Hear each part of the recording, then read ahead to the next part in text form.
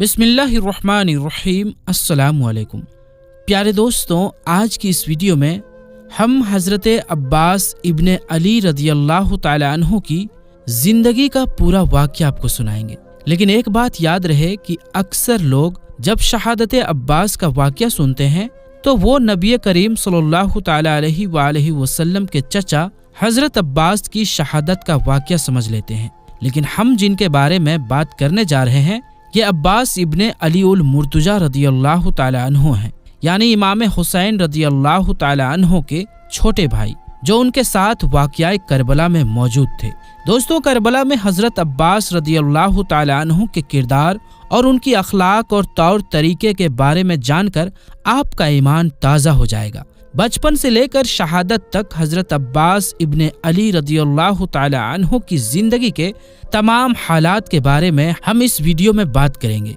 लिहाजा इस वीडियो को पूरा आखिर तक जरूर देखें, क्योंकि दोस्तों इस वीडियो के आखिर में हज़रत अब्बास इब्ने अली रदियल्लाहु ताला अन्हु की शहादत का पूरा वाक़या आपको बताएंगे, जिसे सुनकर दोस्तों आपकी आंखों में यकीनन आंसू आ जाएंगे। प्यारे दोस्तों, आपको बताते चलें कि हज़रत अब्बास रदियल्लाहु ताला अन्हु 7 रजब 4 शाबान 26 हिजरी बा मुताबिक 645 ईस्वी को मदीना मुनव्वरा में पैदा हुए। जब उनकी पैदाइश की खबर हज़रत अली रदियल्लाहु ताला अन्हु को पहुंची तो उन्होंने खुदा का शुक्रगुजार होने के तौर पर जमीन पर सजदा किया। इमाम हुसैन रदियल्लाहु ताला अन्हु ने बच्चे को अपनी बाहों में लिया और दाएं और बाएं कानों में अजान और अकामत पढ़ी। फिर नए पैदा होने वाले बच्चे ने इमाम हुसैन रदियल्लाहु ताला अन्हु का प्यारा चेहरा देखने के लिए आंखें खोली। उनकी पैदाइश के 7वें दिन अकीके की इंतजाम की गई और हज़रत अली रदियल्लाहु ताला अन्हु ने इस बच्चे का नाम अब्बास रदियल्लाहु ताला अन्हु रख दिए।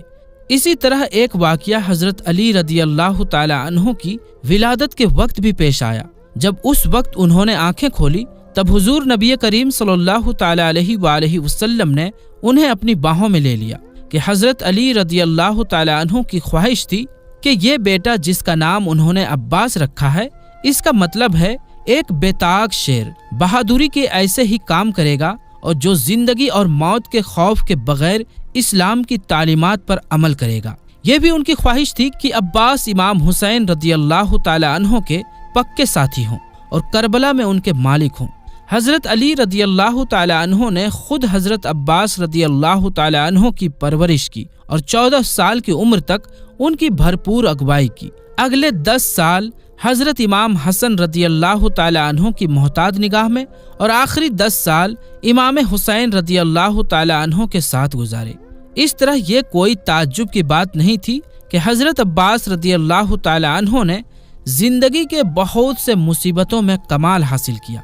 उनकी बहादुरी, दिलेरी, जुर्रतमंदाना नुक्ता नज़र और जंगी सिपाही का फन हज़रत अली रदियल्लाहु ताला अन्हु से विरसे में मिला था और ये जमाल लड़ाइयों में बहुत अच्छी तरह साबित हुआ। दोस्तों, कहते हैं कि इमाम हसन रदियल्लाहु ताला अन्हु ने उन्हें सब्र और बर्दाश्त का सबक दिया था और उनकी शेर दिल वफादारी और खुद कुर्बानी की फितरत इमाम हुसैन रदियल्लाहु ताला अन्हु और बीबी ज़ैनब के साथ की हमदर्दी का नतीजा थी।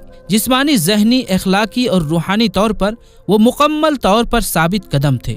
उसके अलावा वो एक माहिर आलिम भी थे। प्यारे दोस्तों, आपको बताते चलें कि हज़रत अब्बास रदियल्लाहु ताला अन्हु ने गरीबों और ज़रूरतमंदों की मदद की और अपने साथियों के साथ आपने फ़राइज़ और अहकामात इस्लाम के मुताबिक अदा किए। वो अपने ख़यालात, अल्फाज और अमाल में पाक थे। वो कुरान पाक की तालीमात और हुजूर सल्लल्लाहु अलैहि वसल्लम के अक़वाल के मुताबिक सख्ती से ज़िंदगी गुजारते थे। जिस तरह हज़रत अली रदियल्लाहु ताला अन्हु को हुजूर ने सिखाया और तरबियत दी, उसी तरह हज़रत अब्बास रदियल्लाहु ताला अन्हु को भी हज़रत अली रदियल्लाहु ताला अन्हु ने सिखाया और तरबियत दी। हज़रत अली जिंदगी और मौत के राज को पूरी तरह से जानते थे और हज़रत अब्बास रदियल्लाहु ताला अन्हु ने इस्लाम की हकीकी रूह को मुकम्मल तौर पर अपने अंदर समो लिया था। याद रहे, एक आदमी जो हज़रत अली रदियल्लाहु ताला अन्हु की परवरिश, तालीम याफ्ता और तरबियत याफ्ता में था, उसको ना तो दुनियावी जिंदगी से वाबस्ता किया जा सकता है और ना ही मौत से डराया जा सकता है। और हज़रत अब्बास रदियल्लाहु ताला अन्हु ने अपने अमल से اس کو پوری طرح سے صحیح ثابت کیے۔ حضرت عباس رضی اللہ تعالی عنہ نے عبید اللہ ابن عباس ابن عبد المطلب کی بیٹی لبابہ سے شادی کی اور ان کے 2 بیٹے فضل اور محمد تھے۔ بعض کا کہنا ہے کہ لبابہ کربلا میں موجود تھی اور ان کا بیٹا محمد وہاں شہید ہوا۔ کہتے ہیں جب حضرت علی رضی اللہ تعالی عنہ شدید زخمی ہوئے اور اپنے بستر پر لیٹے ہوئے تھے تو انہوں نے اپنے پورے خاندان کو بھیج دیا اور انہوں نے سب کچھ اپنے بڑے بیٹے امام حسن رضی اللہ تعالی عنہ کی دیکھ بھال کے سپرد کیا۔ پھر انہوں نے حضرت عباس رضی اللہ تعالی عنہ کو بلایا جو مشکل سے 12 سال کے تھے۔ حضرت علی نے انہیں اپنے قریب آنے کو کہا اور اپنے دوسرے بیٹے امام حسین رضی اللہ تعالی عنہ کو ہاتھ دیتے ہوئے کہا کہ حسین، یہ بچہ میں تمہیں سونپ رہا ہوں، آپ کی عظیم قربانی کے دن یہ اگوائی کرے گا اور آپ کے عزیزوں کی حفاظت میں اپنی جان دے دے گا۔ اور حضرت عباس رضی اللہ تعالی عنہ کی طرف دھیان دیتے ہوئے انہوں نے کہا تھا کہ عباس میرے بچے، میں حسین رضی اللہ تعالی عنہ سے آپ کی بے پناہ محبت کو جانتا ہوں، اگرچہ آپ اس کے بارے میں بتانے کے لیے بہت کم عمر ہیں، لیکن جب وہ دین طلوع ہوا تو حسین اور ان کے بچوں کے لیے اسی قربانی کو بہت بڑی نہ سمجھیں۔ پیارے دوستو، یہ 657 عیسوی کی بات تھی جبکہ عظیم قربانی کا موقع 680 عیسوی میں کربلا کے میدان جنگ میں پیش آیا، جب امام حسین رضی اللہ تعالی عنہ یزید کی فوج کے خلاف تیار کھڑے تھے۔ یہ برائی کے خلاف اچھائی اور غلط کے خلاف حق کی جنگ تھی اور تاریخ اسلام میں کربلا کی جنگ عظیم قربانی عظیم جرت اور ایک نیائب مقصد کے لیے لگن کا ایک اہم نشان بن گئی۔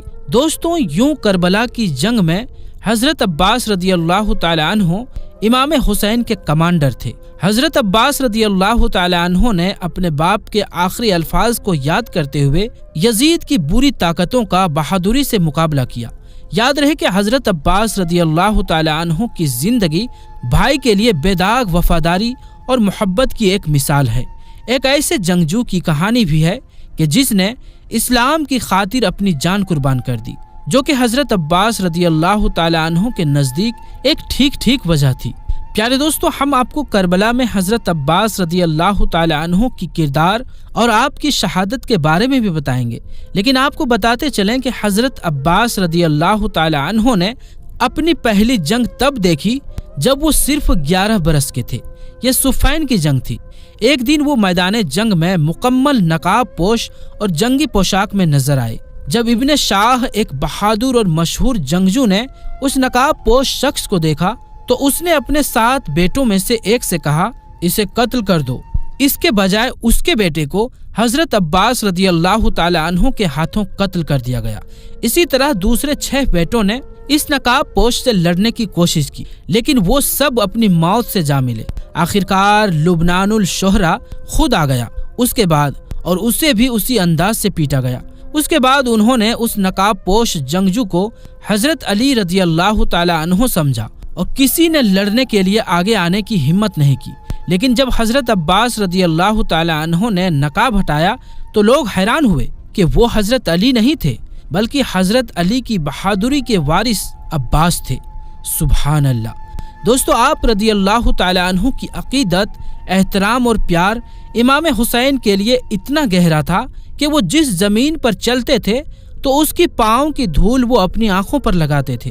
دوستوں، یہ واقعہ مشہور ہے کہ انہوں نے امام حسین رضی اللہ تعالی عنہ کی خدمت میں کسی دوسرے کو دیکھنے پر سخت ناراضگی ظاہر کی۔